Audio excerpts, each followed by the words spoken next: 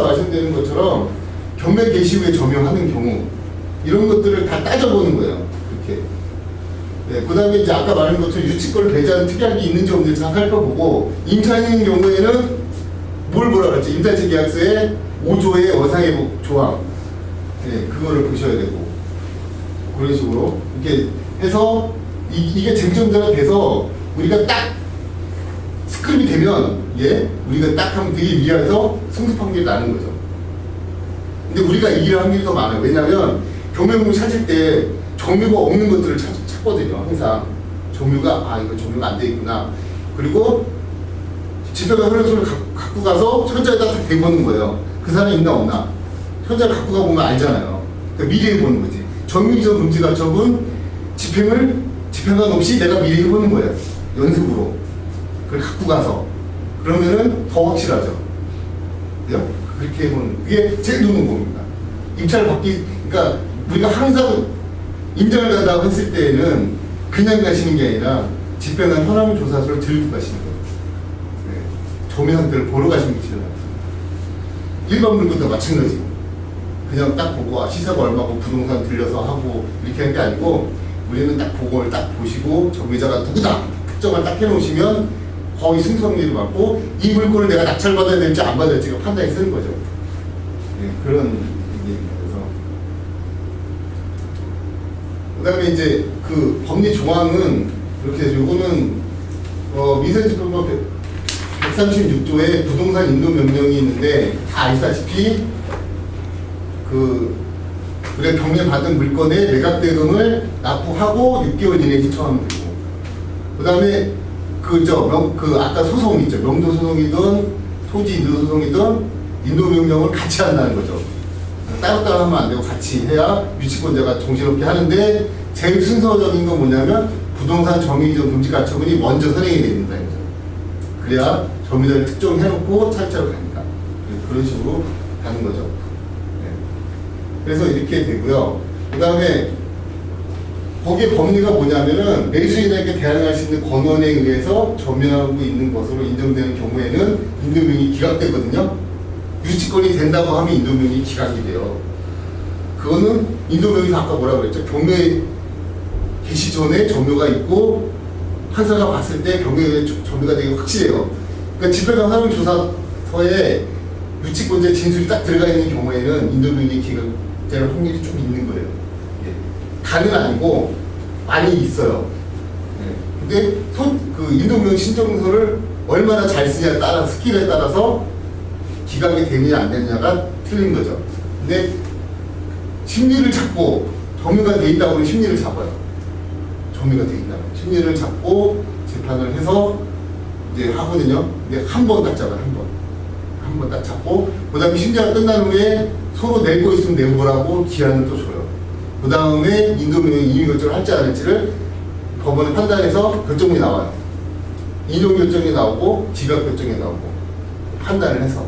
근데 그 한 번 했을 때 진짜 잘해야 돼요. 어떻게 얘기했냐면 우리는 무조건 경매 물건을 들어가실 때에는 유치권자의 진술이 들어간 거는 본회소송 염두하시고 들어가야 돼요. 왜냐면 그만큼 유찰되거든요. 그게 물건이 염두하시고 들어가야 되고 그럼 기각된다. 난 보자금 소송에서 승소를 하겠다라고 생각을 하시고 집행관 조사 때 임차인이 점유했거나 소유자가 점유를 하고 있거나 제3자가 점유했을 때는 우리가 인도면을 승소할 확률이 더 많아요.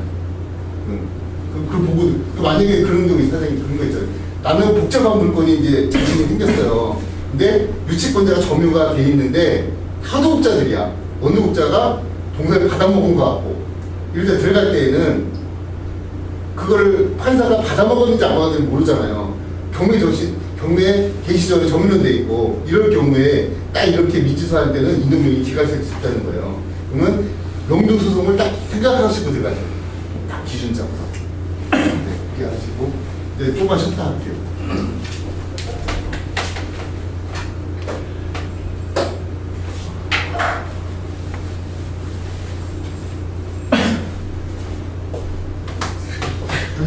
그렇지 않아요.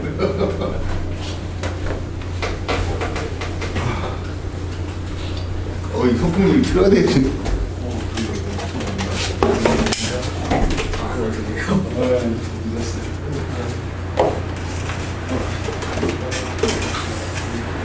하고 더워.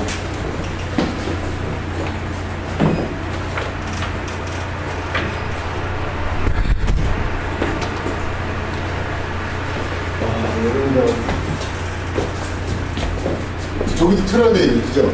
뚫는 게 없는데? 스위치, 스위치가 없구나. 네. 보세요.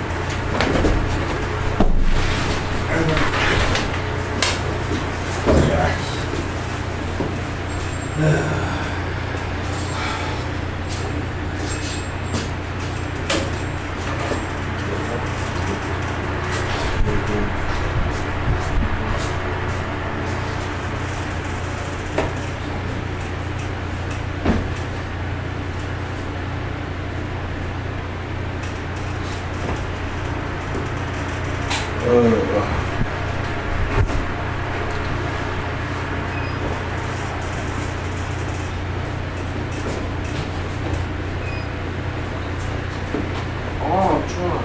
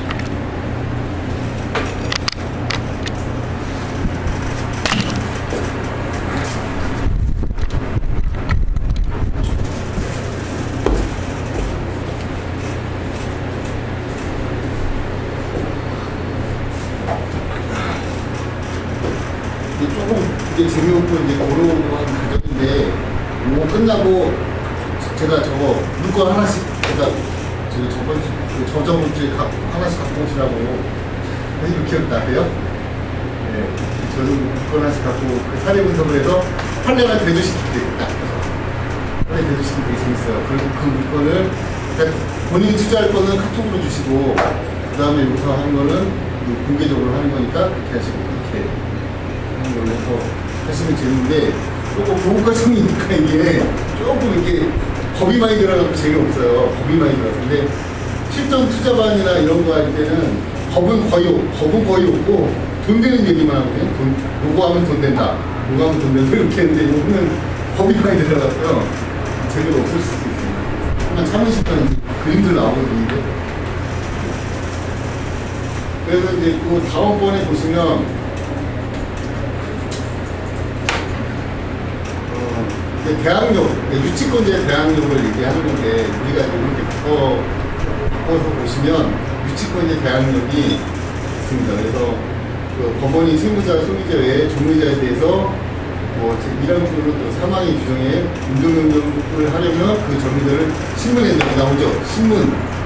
대항력이 있는지 없는지를 한 번 더 보겠다는 거예요. 한 번 더 사람을 불러들여서 인도명령은 유치권자를 대해서 그냥 제가 안 나가고 하는 거잖아요. 근데 만약에 그 의심이 된다, 대항력이 있는지 확인을 한다 그러면 신문을 한번 할 수도 있다는 거죠. 신문을 할 수도 있다는데 안 할 수도 있고요. 할 수도 있다는 거예요. 그리고 그 점유자가 매수인에게 대항할 수 있는 권한에 의해서 점유하고 있지 않냐를 명백할 때 또는 이미 그 점유자를 신문할 때는 그러하지 아니하다 할 수 있고 안 할 수 있는데, 만약에 유치권자가 낙찰자한테 대항력이 있느냐 없느냐는 뭐가 따지죠? 대항력이 있느냐. 같아요. 채권과 점유. 채권을 가지고 있으면 점유를 했느냐 안 했느냐. 그거거든요. 그것만 따지는 거예요. 언제? 금액이 있죠. 근데 만약에 그 유치권자도 만약에 뭘 냈어요. 답변서를 냈는데 실무를 잡을 때 답변서를 냈는데 거기에 진짜 채권이 있고 funding분이 막